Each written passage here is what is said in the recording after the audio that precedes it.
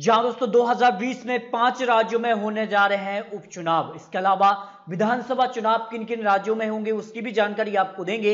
लेकिन 5 राज्यों में उपचुनाव होंगे और उपचुनाव तय कर देंगे कि इन 5 राज्यों में किसकी सरकार रहेगी और किसकी हो जाएगी वापसी। जी हां दोस्तों, गुजरात, हरियाणा, मध्य प्रदेश, छत्तीसगढ़, राजस्थान वो राज्य हैं जहां पर उपचुनाव होने जा रहे हैं। लेकिन चिंताएं अब बीजेपी खेमे में भी दिखाई दे रही हैं, क्योंकि जनता का मन अब किसके साथ है। क्या दल बदलू नेताओं के साथ एक बार फिर से जनता जाएगी या फिर कुछ नया देखने को यहां पर मिलने वाला है। इस पर हम आपको सटीक विश्लेषण ओपिनियन पोल दिखाने वाले हैं। जहां दोस्तों अगर बात करें सबसे पहले हम यहां पर गुजरात के लिए, तो गुजरात के लिए लगभग 8 सीटों पर यहां पर चुनाव होंगे और 8 सीटों के लिए क्या कुछ आंकड़े यहां पर निकलकर सामने आ रहे हैं। सबसे पहले हम बात करते हैं गुजरात के लिए उपचुनाव के लिए। उससे पहले जो आंकड़े थे उसमें भारतीय जनता पार्टी को 99 सीट मिली, लेकिन कांग्रेस यहां पर पीछे नहीं रहे, 80 सीट यहां पर मिली। लेकिन कहा यह जा रहा है कि गुजरात की 8 सीटों पर काफी कुछ यहां पर आंकड़े बदल सकते हैं। लेकिन गुजरात के लिए कुछ आंकड़े भी आपको दिखाएं। देखिए, एनडीए यानी बीजेपी गठबंधन के साथ जो है 37% लोग हैं, जबकि यूपीए गठबंधन यानी कांग्रेस के साथ 63% लोग यहां पर कांग्रेस के साथ हैं। यानी उपचुनाव में जो है गुजरात की 8 सीटों पर जो उपचुनाव होना है, तो 8 सीटों में से जो है 5 सीट यहां पर कांग्रेस के हिस्से में जा रही हैं। जहां दोस्तों ये बड़ा ओपिनियन पोल यहां पर निकल कर आ रहा है और सभी 5 राज्यों के आंकड़े आपको दिखाएंगे। लेकिन इससे पहले जो 8 सीट जो खाली थी जिस कारण से उपचुनाव हो रहे हैं, ये 8 सीट पर कांग्रेस का ही कब्जा था। यानी में यहां पर 5 से 8 सीटों के बीच जो है कांग्रेस यहां पर सीट निकालती नजर आ रही है। ये आंकड़े गुजरात के लिए निकलकर सामने आ रहे हैं। अब अगर बात करें बीजेपी के लिए, तो बीजेपी को इन 8 सीटों में से 2 सीट उपचुनाव में मिल सकती है, क्योंकि मोदी का गढ़ माना जाता है और कहीं ना कहीं 2016 में जो चुनाव हुए थे गुजरात के लिए, उसमें काफी कड़ी टक्कर यहां पर देखने को मिली थी कांग्रेस और बीजेपी के लिए। लेकिन इससे पहले अगर कुछ और आंकड़े आपको दिखा दें, तो बिहार, पश्चिम बंगाल, असम, गुजरात, यूपी ये कुछ बड़े राज्य हैं जहां पर आने वाले समय में चुनाव होंगे। और सबसे पहले अगर बात करें तो बिहार के लिए भी क्या कुछ आंकड़े बन सकते हैं उसकी भी जानकारी आपको देंगे, क्योंकि बिहार विधानसभा चुनाव 2020 में ही होना है। लेकिन इससे पहले अगर बात करें तो उपचुनाव होना है और उपचुनाव में किसकी जीत हो सकती है। अगर देखें मध्य प्रदेश के लिए क्या कुछ आंकड़े यहां पर बन सकते हैं। देखिए, मध्य प्रदेश के लिए फिलहाल की जो तस्वीर है वो क्या कुछ बयां कर रही है, क्योंकि 25 विधायक जो हैं वो कांग्रेस से निकलकर बीजेपी में जा चुके हैं। जी हां दोस्तों, बीजेपी में 25 कांग्रेस विधायक जा चुके हैं। ऐसे में सवाल यह उठता है, क्या 25 विधायक को जनता एक बार फिर से चुनेगी और जीत इन्हें दिलाएगी, या फिर कांग्रेस के लिए जो दरवाजा है वापसी का वो खुलने वाला है। यानी कांग्रेस तो दावा कर रही है कि बहुत जल्द उनकी मध्य प्रदेश में वापसी हो जाएगी, लेकिन वापसी कैसे होगी ये जनता तय कर देगी।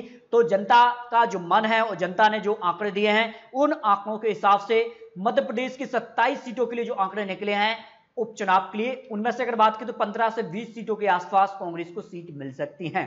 अगर बात करें तो कांग्रेस को अपने दम पर सरकार बनानी 27 सीट ही कांग्रेस को चाहिए, तब जाकर वो सरकार बना लेंगे।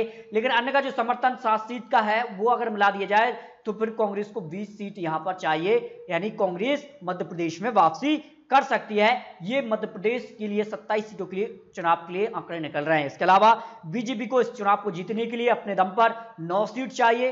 अकेले दम पर जीतना है तो फिर यहां पर वर्तमान में बीजेपी के पास 107 है प्लस, ऐसे में 9 विधायक और चाहिए उनको, तब जाकर वो 116 के आंकड़े तक पहुंचते नजर आ रहे हैं। मध्य प्रदेश के लिए ये 27 सीटों के आंकड़े दिखाए। देखिए, अब सबसे ज्यादा कड़ी टक्कर यहां पर देखने को मिल सकती है, तो वो है हरियाणा के अंदर, क्योंकि कांग्रेस यहां पर पूर्व जो मुख्यमंत्री उन्होंने दावा किया है कि वर्तमान में जो यहां पर कह सकते हैं कि मनोहर लाल खट्टर हैं, वो चुनावी मैदान में बड़ोदरा जो सीट पर चुनाव होना है उस पर उतर जाए तो जबरदस्त बीजेपी को नुकसान होगा। यानी एक तरफा जीत कांग्रेस की यहां पर कांग्रेस दावा कर रही है कि उनकी हो जाएगी। 2019 विधानसभा चुनाव जो हुए थे उसमें जो है यहां पर कांग्रेस ने जीत दर्ज की थी। लेकिन अब यहां पर उपचुनाव होना है और उपचुनाव में किसका पलड़ा यहां पर भारी दिखाई दे रहा है। इससे पहले कुछ और आंकड़े आपको दिखाया। 2009 में यहां पर जो पार्टी जीती थी वो थी कांग्रेस, और 2014 में भी कांग्रेस ने जीती, 2019 में भी जीती है।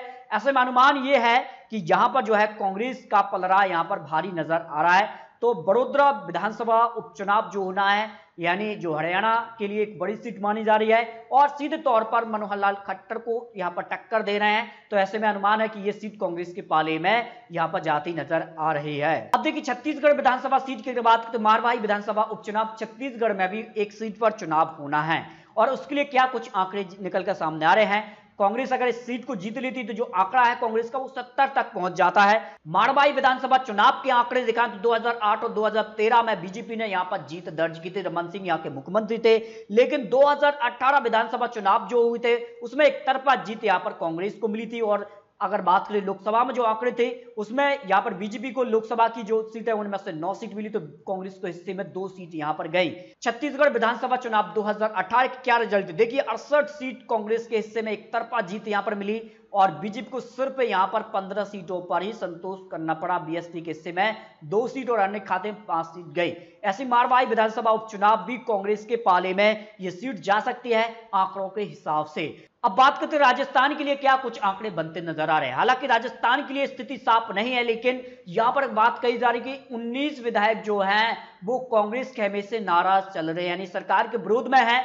और यहां पर गहलोत सरकार चाहती है कि इन्हें स्पीकर जो है आयोग करार दें। इसके बाद यहां पर कह सकते हैं 19 सीटों पर यहां पर भी उपचुनाव हो सकते हैं। ऐसी बड़ी खबर अब राजस्थान से भी निकलकर सामने आने लगी है। यानी आने वाला समय में जो है गुजरात, हरियाणा, मध्य प्रदेश, छत्तीसगढ़, राजस्थान में उपचुनाव होने हैं और ये राज्य काफी महत्वपूर्ण है। और कह सकते हैं कि कांग्रेस की 4 राज्यों में ही सरकार अब सिमट कर रह गई है और 2 राज्यों में उनकी यहां पर गठबंधन की सरकार है। महाराष्ट्र और झारखंड में 2 राज्यों में कांग्रेस की गठबंधन सरकार है और 4 राज्यों में उनकी अपनी एक तरफा सरकार है, जिनमें अगर बात करें तो छत्तीसगढ़, राजस्थान, पंजाब और पांडुचेरी में कांग्रेस की सरकार है।